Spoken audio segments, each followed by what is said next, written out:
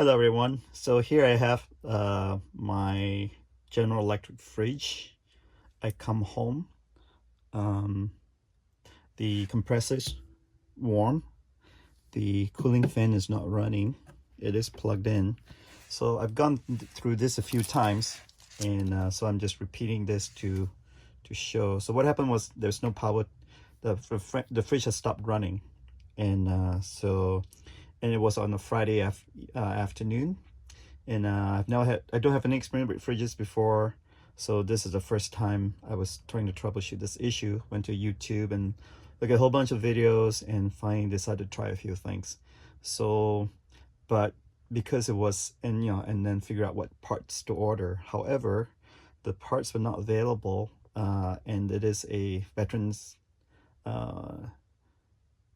Memorial Day weekend.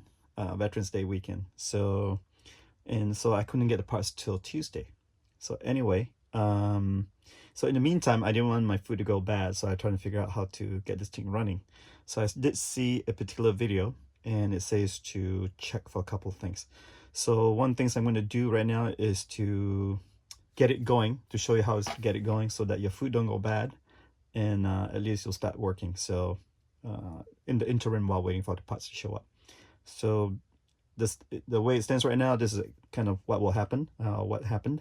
You come home, the fridge is no longer running, the compressor is warm, and the cooling fan is not spinning, and there is no interior light. So the power is applied. So I'm going to unplug the power, plug it back in, and you'll notice that there's no activity.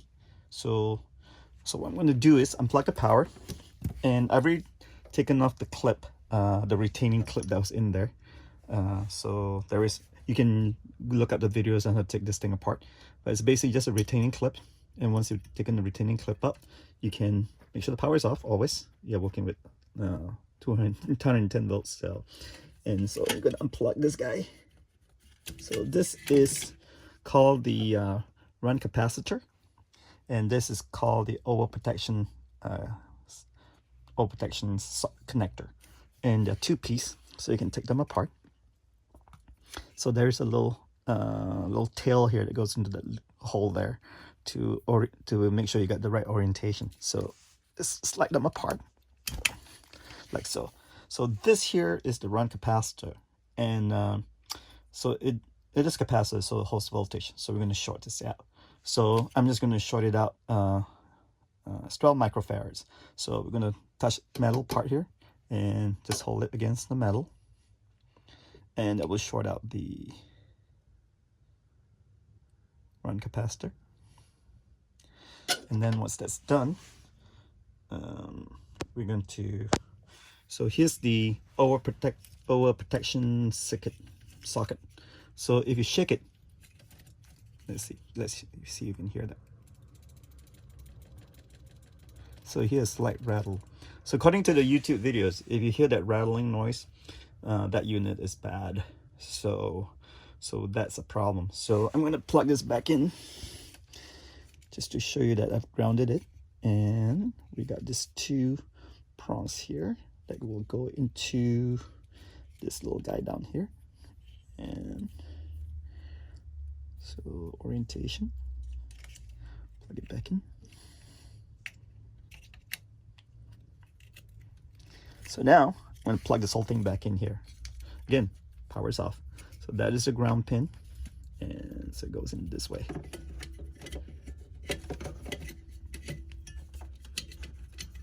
Give me a second here. Okay, so that's in. So now I'm going to plug in the power. Nothing should happen. So no activity. So unplug it again. Make sure I'm working with no power applied. I'm going to unplug this combination thing here. Again, take this apart. Make sure you ground it just in case. Never know. Just to be safe. So you hold it for a few seconds. That should discharge the capacitor. So the trick here is this is apparently overheating, and it goes bad after it overheats. So you want to cool this down. So what I have here is a can of compressed air. So the trick is you want to cool it down, but what you want to do is turn the compressor upside down so that it's going to release the propellant, and that will kind of freeze the socket here. So here's what I'm going to do. So I'll just make sure that you can hear the jiggling, rattling in there. So just going to make sure my fingers don't get in there. So I'm just going to spray this thing, cool it down. Again, I'm holding the compressed air upside down. It should be pretty cold by now. Okay, so now plug this whole unit back in. It's almost frozen. So let's go put this back in here.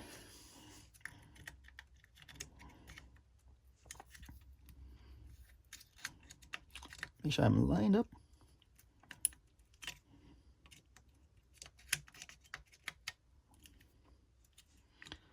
Oops, what did I do here? Can't quite see what I'm doing. There you go. Okay, so now this is cold. I can feel it's totally cold here. Again, ground plugs on top. So let's plug it back in here. So now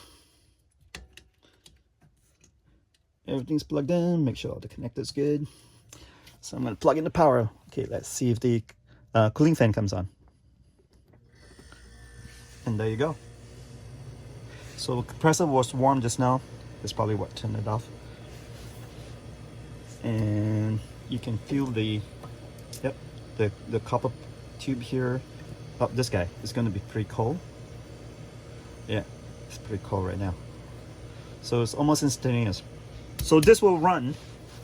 From what I read is that this will run for a few hours until it heats up again, until that whole protection circuit heats up again, and then it will stop running. It may be, from my previous experiments, it was probably around either 4 hours, could be 8 hours, could be 12 hours.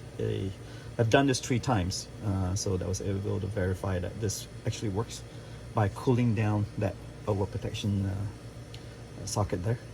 So this will at least let you keep the food cold, so you don't waste your food. So while you wait for a part, or if you need to do a service call, at least this will keep it going. So hopefully this helps you out, or help somebody out there. And thank you for watching.